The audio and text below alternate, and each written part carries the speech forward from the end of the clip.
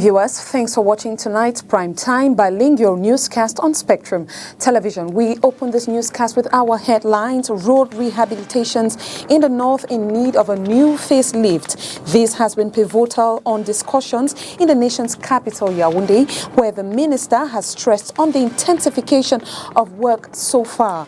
Our reporter shines the spotlight on what is pending to be done. Plus, numerical revolution has been the theme this morning to crown Public Works Inspection by its boss, Emmanuel Nganu Njumesi. This has been a platform to reflect on the social revolution of the sector. We shall be giving you details in this newscast. And in health, mother-to-child transmission of HIV and AIDS during pregnancy or post-pregnancy numbers are still at a disturbing percentage.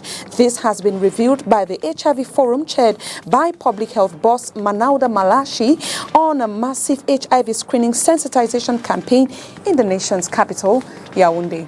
And those were our top stories. Hello once more. Thanks for watching tonight's Primetime Bilingual Newscast on Spectrum Television, which opens up in the French language with Leila Renganzo. Good evening, Leila. Bonsoir à vous, Joséphine Binzi. Mesdames, bonsoir, monsieur, bonsoir et merci d'être avec nous. Il est 20h sur les antennes de Spectrum Télévision. C'est le journal.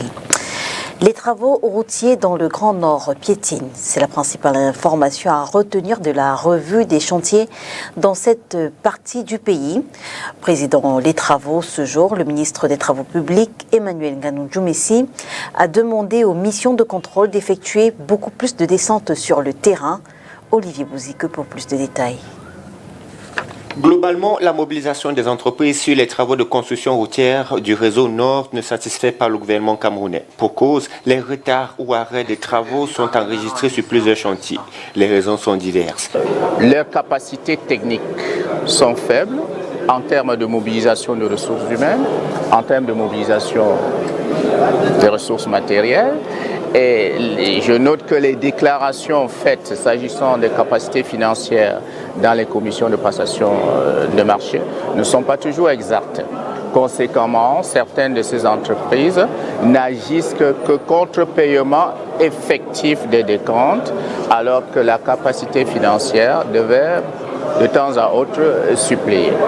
Le pont sur le Logone, par exemple, censé renforcer les liens entre les villes de Yagua et Bangor au Tchad, enregistre un taux de réalisation actuel estimé à seulement 43% depuis le lancement en février 2020. Nous avons eu quelques difficultés d'installation au niveau de la prise des matériaux où les riverains ont posé quelques résistances, surtout du côté du pays, de notre pays voisin. Mais les autorités locales nous ont aidés à régler ça. Mais ça a quand même coûté en temps. De nombreux projets piétinent. Le ministre des Travaux publics enverra dans les prochains jours une mission d'inspection sur le terrain.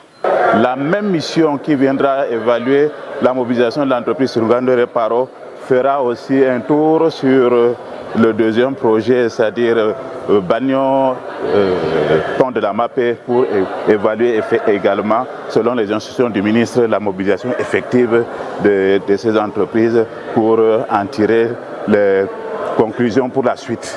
Aussi, certaines entreprises ont reçu des mises en demeure. L'objectif pour le gouvernement est de respecter les délais impartis pour les livraisons des différentes. La mutation du travail face à la révolution numérique, c'est sous ce thème que se tiennent depuis ce matin à Yaoundé des travaux présidés par le ministre du Travail et de la Sécurité sociale, Grégoire Owona. Cette journée de réflexion permettra aux experts de réfléchir à comment associer davantage le numérique dans la résolution des problèmes sociaux. Je vous propose d'écouter cet extrait sélectionné par Olivier Bouzique.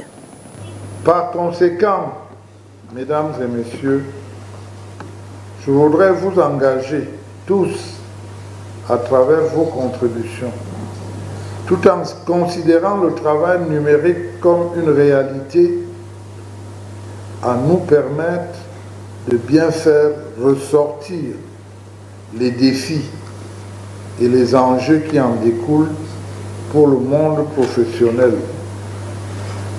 qui, faut-il le rappeler, est le socle du progrès social et de la croissance économique. Toutes ces réflexions auront un impact sur la future législation du travail de demain. Les présentes assises s'inscrivent dans la dynamique de cette évolution que nous devons accepter, que nous devons cependant maîtriser avec un ancrage particulier sur le numérique, porteur en fait d'une révolution certaine. Afin de permettre aux uns et aux autres de mieux appréhender ces enjeux, 4 thèmes ont été proposés pour s'approprier les mécanismes du numérique en milieu professionnel aujourd'hui. Cela est bien peu et ne suffira pas certainement. Le sujet est vaste. Mais il est important qu'à partir de cette base de départ, on poursuive la réflexion. L'objectif poursuivi in fine est de parvenir à des propositions concertées, éclairées et efficientes tant sur le plan normatif qu'institutionnel. Mobilisation des fonds et renforcement des capacités des différents secteurs, voilà quelques objectifs attendus du partenariat public-privé entre l'État du Cameroun et le cabinet français FRS Consulting. Ce 19 septembre 2023, les membres du dit cabinet ont été reçus en audience au ministère de l'Économie, de la Planification et de l'Aménagement du territoire. Inès Pangan revient sur ce qu'il faut retenir des échanges.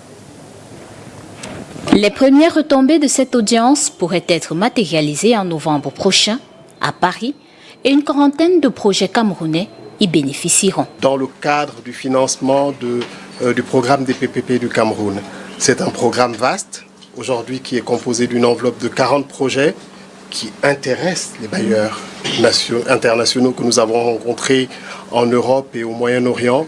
Et nous espérons pouvoir lancer la première édition de la TRBPPP dès le mois de novembre prochain à Paris.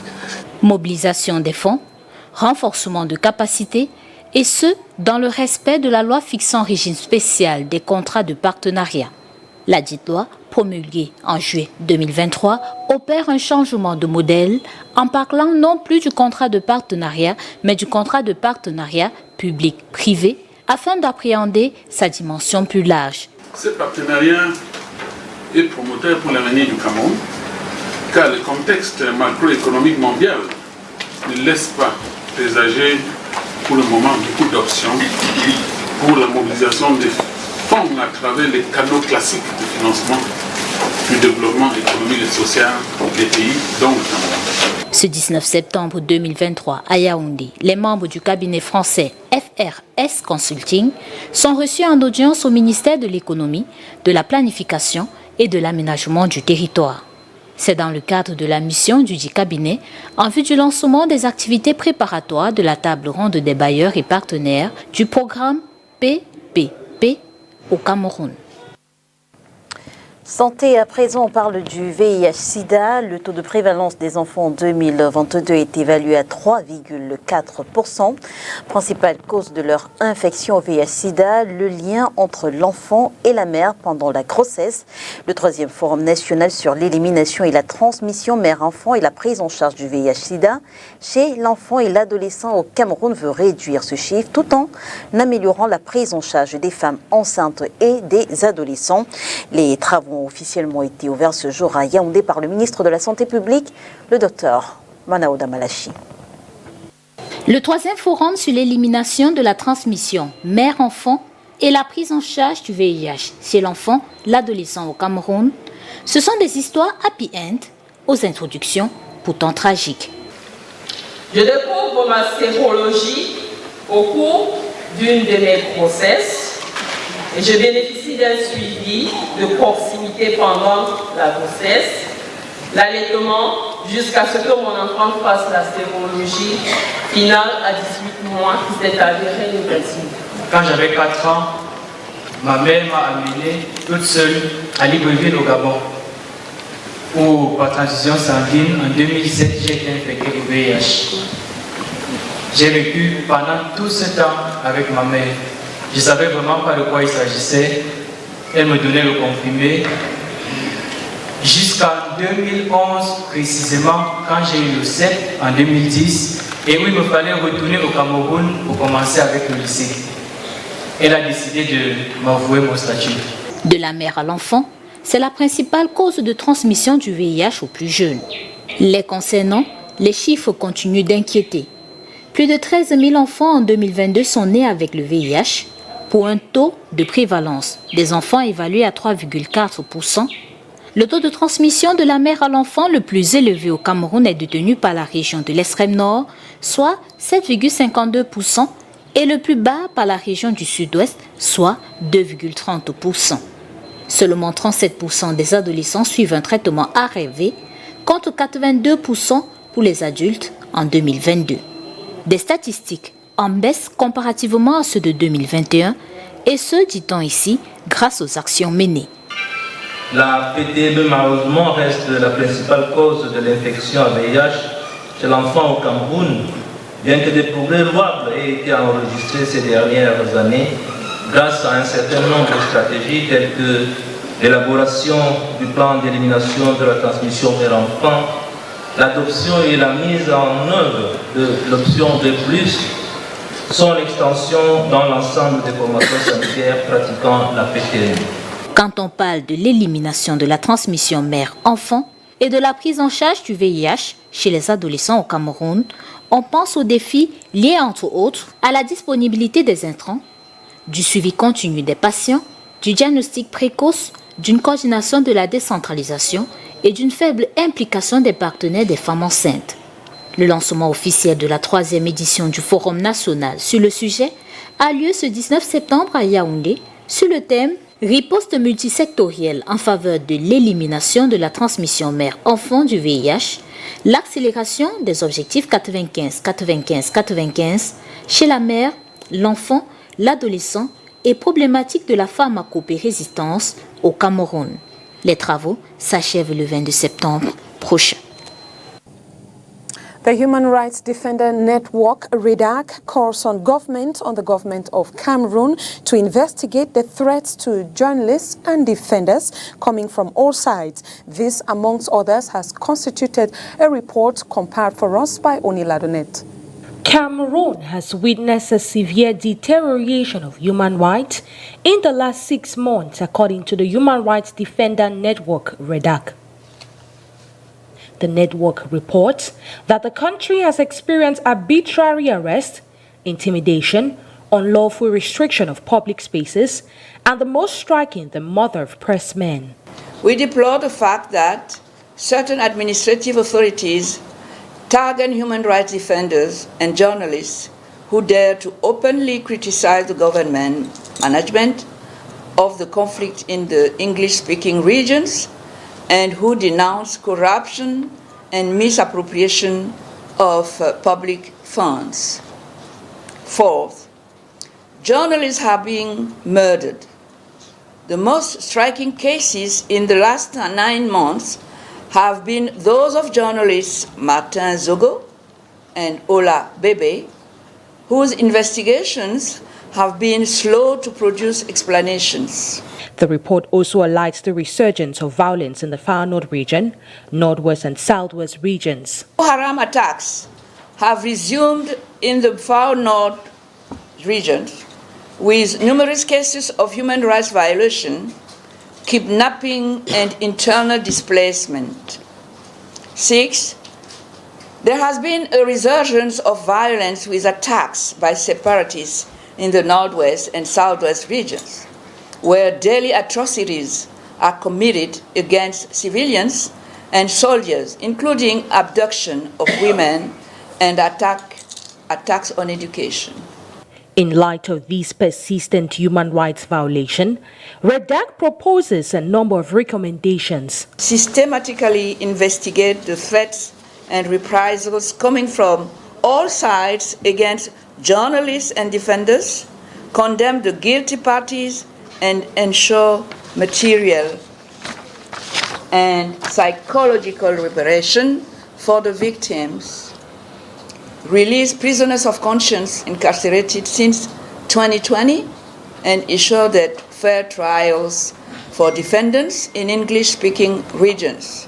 The 77th session of the African Commission of Human and People's Rights will be held from the 16th to the 20th of October 2023 in Arusha, Tanzania.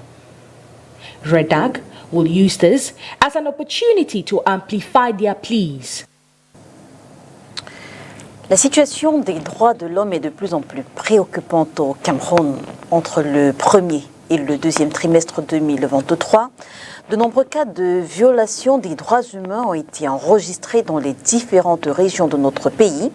Et ce mardi, l'ONG Un Monde à Venir a présenté le rapport de son activité. Je vous propose ce reportage de Makedali Djinochan. Notre joie est... Les violations des droits de l'homme se poursuivent au Cameroun.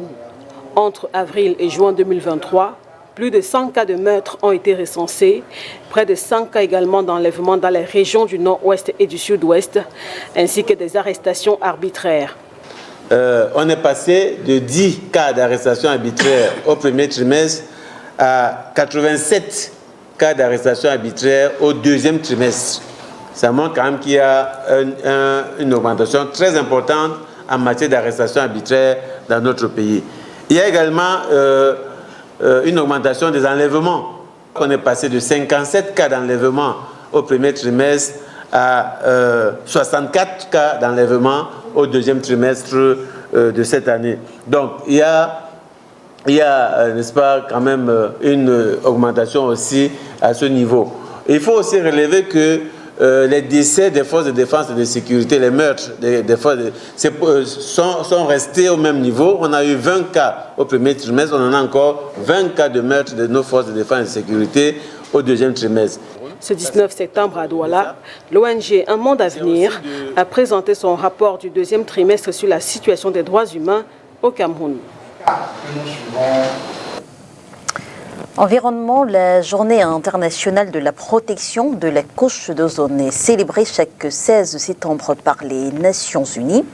Au Cameroun, cette célébration a eu lieu ce mardi 19 septembre 2023 au JICAM à Douala. Elle était présidée par le ministre de l'Environnement et les Pierres.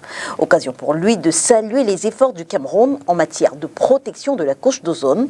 Selon lui, notre pays a réduit de plus de 99% les substances qui appauvrissent la couche d'ozone. Et les Pierres s'expriment ici au micro de Julie Pau. La couche d'ozone, c'est une couche qui est située au-delà de l'atmosphère. On appelle stratosphère, entre 50 et 50 km au-delà.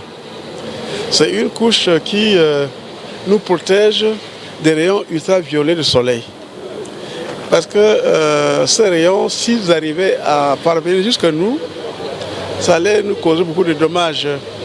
Cancer de la peau, les maux oculaires, infertilité, beaucoup de maladies qui seraient donc provoquées par les rayons ultraviolets qui viendraient jusqu'à nous. Et donc, grâce à ces gaz, à cette couche d'ozone qui empêche donc l'infiltration, nous pouvons nous réjouir de constater que sur le plan mondial, c'est l'un des instruments internationaux les plus respectés. Puisque le Cameroun a fait sa part, c'est vrai, mais nous pensons qu'au niveau de la communauté internationale, les efforts sont également faits. Et donc, aujourd'hui, c'est beaucoup plus pour nous réjouir et demander qu'on continue dans cette voie qui est la bonne, qui est très bonne pour la protection de notre couche d'ozone.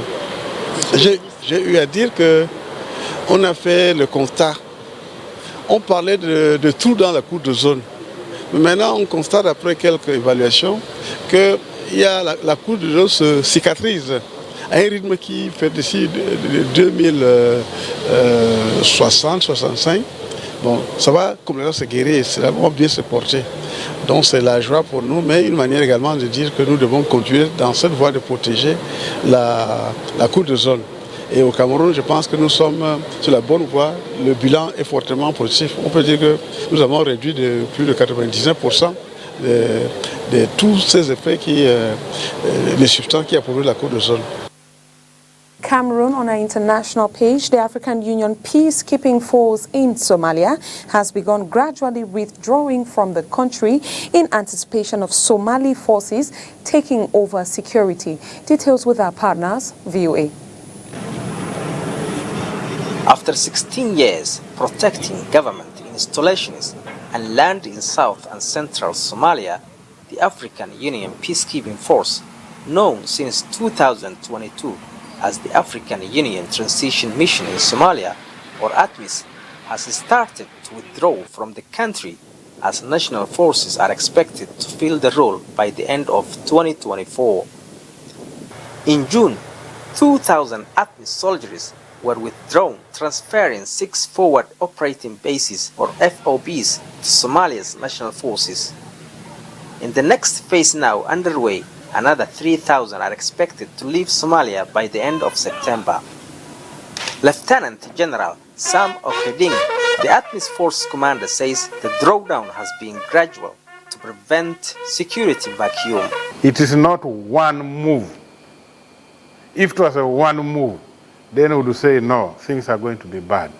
But this one is orderly from step by step. National forces will be ready to replace ATMIS when 2 conditions are met, says Abdirahman Mohamed Touriari, a former director of Somalia National Intelligence and Security Agency.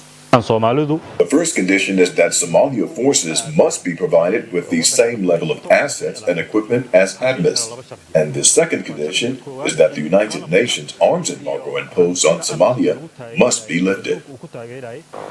Although the Somali forces are considered ill-equipped, Ibrahim Hassan Haji, the Ministry of Defense's Director of Communications, has confidence in their ability. As you may well know, Somali forces have occupied the forward operating bases vacated by ATMIS, and we believe that they are able to handle the control of these bases. Hassan Sheikh, a political analyst and former advisor to Somali president, would like to see a more autonomous Somalia after ATMIS fully withdraws. The African Union has long been providing assistance to the country and its people. And when they withdraw from Somalia, the Somali people will need to take responsibility for their own affairs, form the national government, and unite with it to ensure its protection with Somali power and resources, rather than foreign funds. The African Union peacekeeping mission has been in Somalia since 2007, supporting the Somali government in combating the Al-Shabaab insurgencies. In spite of this, Al-Shabaab's war is not over as the group continues to hold towns, villages and remote areas. Mohamed Shahnour, VOA News, Mogadishu, Somalia.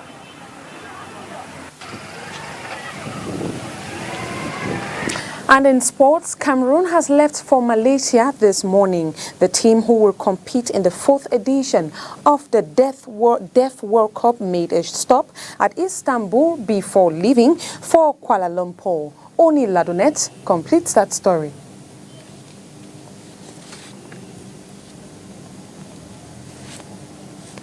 From Greece, Chile and China, the Deaf Lions of Cameroon will now face Japan, 2008 bronze medalist France, and lastly Iran for the 4th edition of the World Deaf Football Championship. A redraw has been conducted for this quadrennial competition today, September 18, after 5 countries backed out of the competition to be staged in Malaysia on September 23 to October 7. Japit Serge and teammates who are gearing up to leave for the host country on Tuesday will need to tighten their seatbelts as the competition has gotten even stiffer. Their first game will be against 2-time participants Japan on Saturday, September 23 at the Stadium UKM at 8:30 p.m. The Japanese Federation of the Deaf is emerging as a formidable force in the global arena. It has been investing heavily in the development and training of its athletes, as well as in the organization and infrastructure of the sport.